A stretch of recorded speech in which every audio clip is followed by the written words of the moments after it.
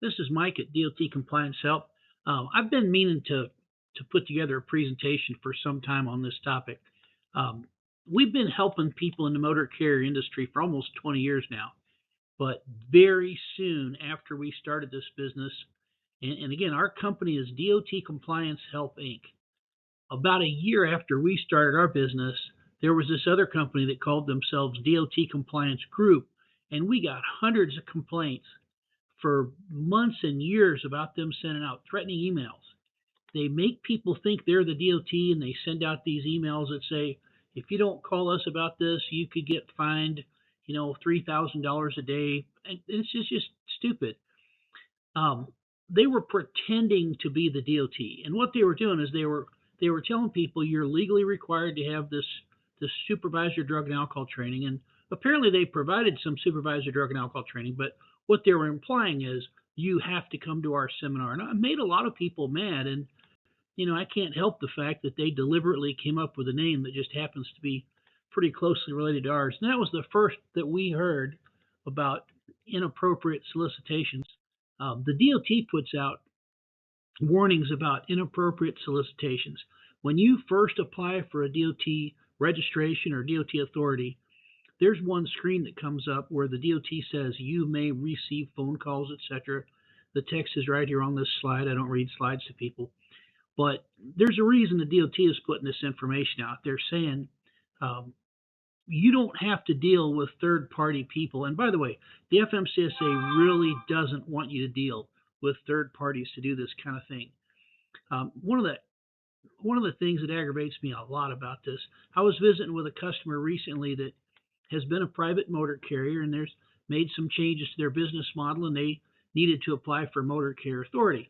And the first step, of course, is we're going to update your MCS 150, indicating that we're going to be a motor carrier. And they went to the same. They said that they had confidently updated their MCS 150 every 2 years for 10 years. And they said, here, let me show you, and we'll just go in there. And they're in the process of showing me screen by screen that they're updating their MCS 150, and they needed to update the number of miles in the calendar year. And then they got all the way through to the end, and right when you're getting ready to push the button, it says generate the MCS 150, a screen pops up and says that's a $269 fee or something. So whoa, wait a minute. And then I looked real close, and it wasn't really the DOT website they were on at all. There's this little tiny logo in the upper left-hand corner. They were going through some other company's website. So they had deliberately attempted to update their MCS 150 8 years earlier and had accidentally clicked on this company. And the DOT hates that. And the DOT has created a mechanism to stop people from doing that, and it's called MOTUS. So now when you get ready to update your MCS 150 or apply for a new motor carrier authority or anything of that nature, if you haven't already done it, you're going to be required to take a picture of yourself and a picture of a legitimate photo ID, not just a regular driver's license. It has to be a what do they call those? The real ID or a passport or something of that nature. And their computer is checking to see if you're really that person. So they're deliberately trying to stop this third-party thing. And then I got an email here just the other day.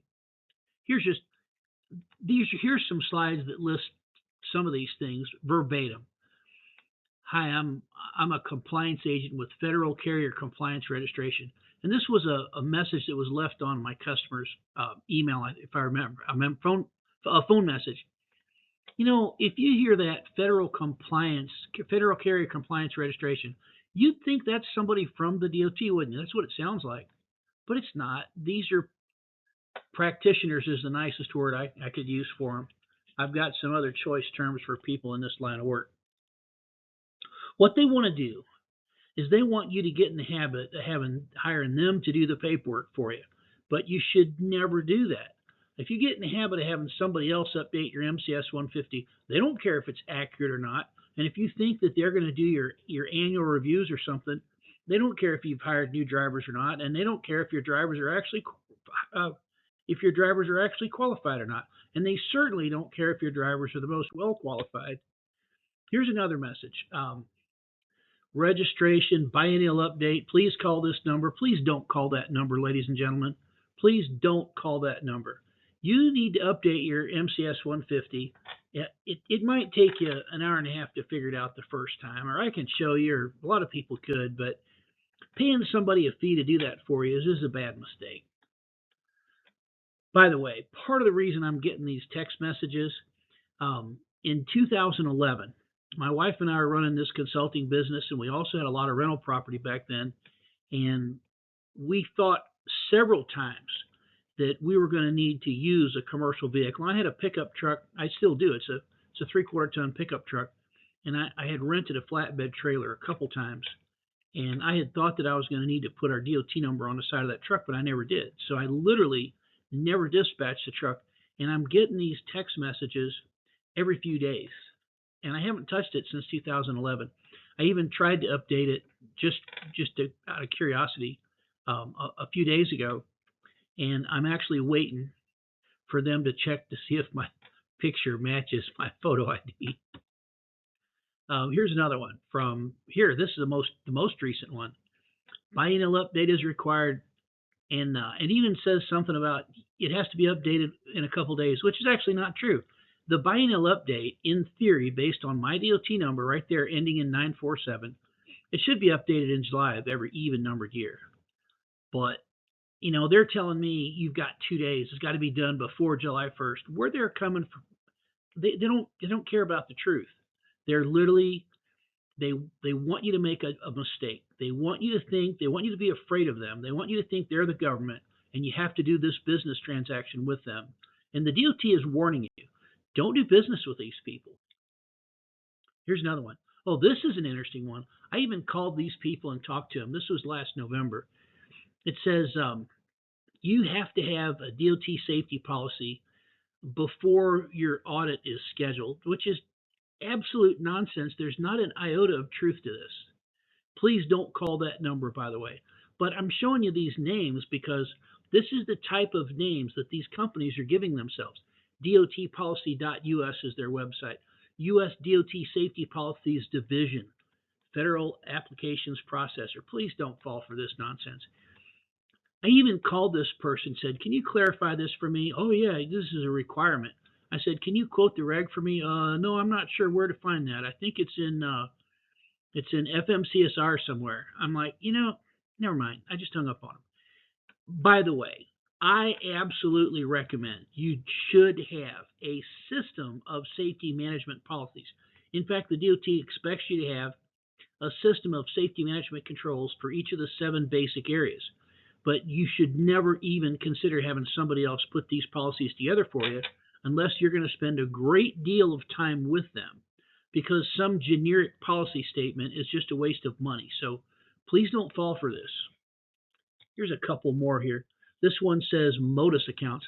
Now that's interesting that they're saying to me this MOTUS account is required, and the compliance check started 3 days ago. Call now to check your status or to register. They're literally trying to get me to hire them to do this MOTUS account thing. And the whole purpose of MOTUS is to prevent people like this from misrepresenting themselves.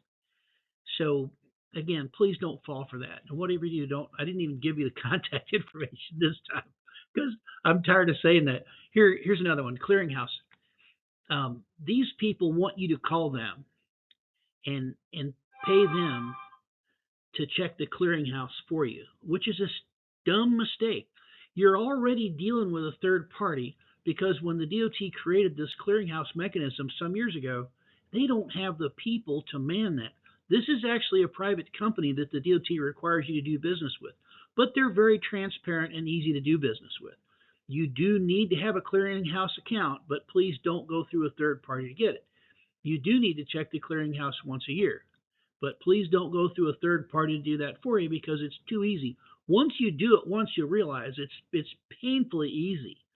So paying somebody a regular fee is just a terrible mistake. And in my experience, companies that have done this, they don't even ask to update the driver's list, so they're not doing the clearinghouse checks properly. So again, don't outsource this, please. It's a mistake.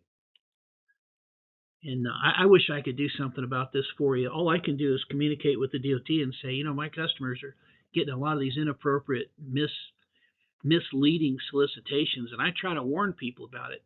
This one sounds really, really official. This regulation requires RST certification.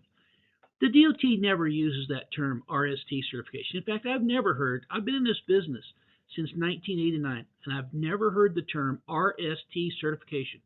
The DOT calls it supervisor drug and alcohol training. And if you're dispatching trucks that require CDL, you do need to have supervisor drug and alcohol training. But anybody can do it. Please don't call these people. Yeah, I put their phone number down there. I should change it to a bogus phone number. What you do need is, if you have some CDL drivers, you probably, almost invariably, you need a third-party administrator to make the random selections. You absolutely must have a laboratory that processes the urine specimens. You absolutely need a collection facility, and you need a doctor that communicates with the laboratory. But if you need some help doing supervisor drug and alcohol training, we can help you with that. But don't fall for this nonsense from these people. They want to do all this stuff for you, and they really don't know what they're doing. Let's see. Here's another one, and I'm almost at the end of the list. This is the final month to complete MVR reports. That's total nonsense. You can do your annual review anytime you want, but the DOT doesn't even recognize the term MVR report. You do need to run the MVRs, and you need to compare the driver's qualification and his driving record to what your company's hiring and retention criteria is. You should do that, but it's a 3-step process. Step 1, you have the driver fill out the form that tells you how many tickets and accidents he's had in the last year. Step 2, run the MVR. Step 3, you compare everything the driver's told you and everything the state's now told you, and say, is he still qualified to be a part of this team? And check the box and sign the form, put it in his file. Nobody can do that for you, so don't fall for that. And look at this. If it was the government, A, the federal government does not give you an 800 number. B, the federal government doesn't reach out to you to nag you about this paperwork. C, the FMCSA does a terrible job of policing this in the first place. And D, if they were going to send you a text message, they sure as heck wouldn't misspell simple words like these. All right, that's all I have to say on the topic. If you have questions, post them here. If you have comments, post them here. If you need somebody to help you with your supervisor drug and alcohol training, I can help you. Or go through your third-party administrator. If you don't have a TPA, I've got a list of them, but they're not hard to find. But everybody have a good day, and please don't let these people rip you off. Be safe. Have a good day. Let us know if we can help you with anything. This is Mike at DOT Compliance Help, Inc. Have a good day.